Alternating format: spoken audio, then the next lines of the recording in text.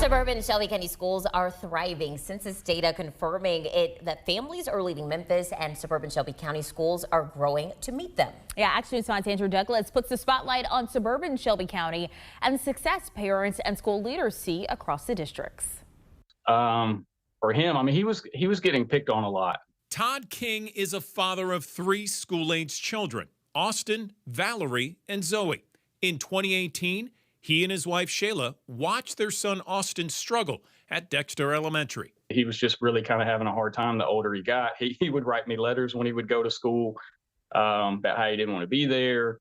And so once we got him out here, I just feel like he blossomed. So the King family moved from Cordova to the Lakeland School District and never looked back. Even though there wasn't really anything particularly that I didn't like about Dexter necessarily, I just feel like Lakeland was a better fit for us. And the King family isn't alone.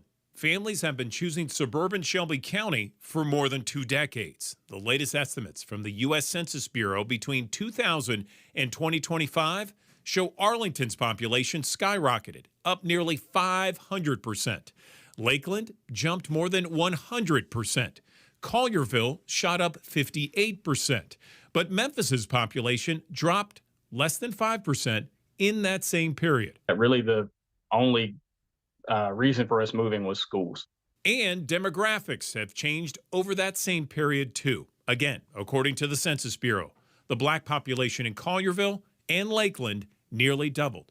Bartlett's black population more than tripled. We want to make sure that when students graduate from Arlington, they are prepared for that next step. Dr. Allison Clark has been superintendent at Arlington schools for 3 years and boasts some of the best test scores statewide.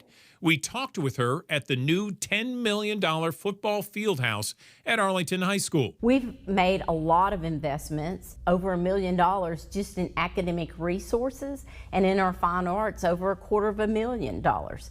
Those type of investments are not only for the students today, but the growth that we anticipate for the future. In the town of Collierville, over the summer, so far, over 500 new families registered for school for next year. Collierville is also booming, home to the largest high school in Tennessee, 3,000 students, top academics, and competitive athletics. There is something at that high school for every single student.